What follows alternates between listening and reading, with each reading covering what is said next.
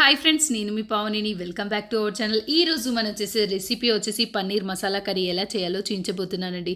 First 150 grams పన్నీర్ని తీసుకొని చిన్న చిన్న ముక్కలుగా కట్ చేసి పెట్టుకోవాలండి. అన్ని ముక్కలు ఒకే సైజులో ఉండేలాగా కట్ చేసుకోవాలి. స్టవ్ పై ప్యాన్ పెట్టుకొని 1 టేబుల్ స్పూన్ నెయ్యిని యాడ్ చేసుకొని పన్నీర్ ముక్కల్ని మంచి ఫ్రై చేసేసుకొని సైడ్కి తీసేసుకోవాలండి. అదేవిధంగా 100 గ్రామ్స్ కాజుని కూడా మంచి ఫ్రై చేసి తీసేసుకోవాలి. 1 కప్ చిన్న చాప్ చేసిన ఆనియన్ని కూడా యాడ్ చేసేసుకొని లైట్గా ఫ్రై చేసేసుకొని పక్కకు తీసేసుకోవాలి ఫ్రెండ్స్.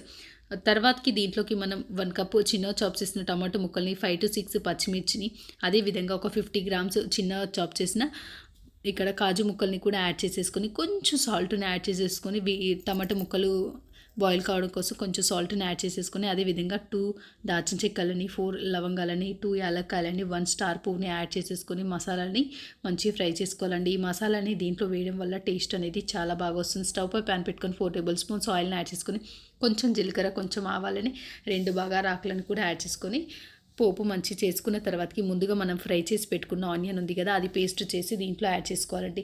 దీంట్లోకి 1 టేబుల్ స్పూన్ అల్లం వెల్లుల్లి పేస్ట్ని కూడా యాడ్ చేసి మంచి ఫ్రై చేసుకోవాలి ఫ్రెండ్స్. ఇది బాగా ఫ్రై అయ్యేంతవరకు ఫ్రై చేసుకున్న తర్వాతకి దీంట్లోకి 1/2 టేబుల్ స్పూన్ పసుపుని, కొంచెం కరపాకుని కూడా యాడ్ చేసేసుకొని మంచి ఫ్రై చేసుకోవాలి. మనం ఇంతకు ముందుకు టమాటోలని, కాజు ముక్కల్ని, మసాలాని ఫ్రై చేసుకున్నాం కదా, వాటిని మిక్సీకి పట్టేసుకొని ఆ ప్యూరీని కూడా దీంట్లో యాడ్ చేసేసుకొని మంచి కలుపుకోవాలి ఫ్రెండ్స్. దీంట్లోకి ఆయిల్ పైకి తేలేంతవరకు మంచి ఫ్రై చేసుకున్న తర్వాతకి 1 టేబుల్ స్పూన్ కారంని, 1/2 టేబుల్ స్పూన్ సాల్ట్ని యాడ్ చేసి మంచి కలుపుకోవాలి ఫ్రెండ్స్. ఇది ఒక 5 మినిట్స్ బాయిల్ అయిన తర్వాతకి దీంట్లోకి తగినన్న వాటర్ని యాడ్ చేసేసుకోవాలి. దీంట్లోకి 1 టేబుల్ స్పూన్ ధనియా పౌడర్, 1 టేబుల్ స్పూన్ గరం మసాలాని యాడ్ చేసుకొని కొంచెం కస్తూరి మేతిని యాడ్ చేసుకొని ముందుగా ఫ్రై చేసి పెట్టుకున్న కాజు ముక్కల్ని, పన్నీర్ ముక్కల్ని కూడా యాడ్ చేసుకొని బాయిల్ చేసుకోవాలండి. తర్వాతకి కొంచెం కొత్తిమీర, కొంచెం పుదీనాతో గార్నిష్ చేసుకొని తిన్నారంటే చాలా బాగుంటుందండి.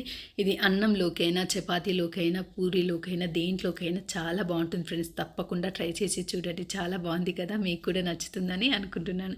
Thank you for watching video. Please like, share, comments friends.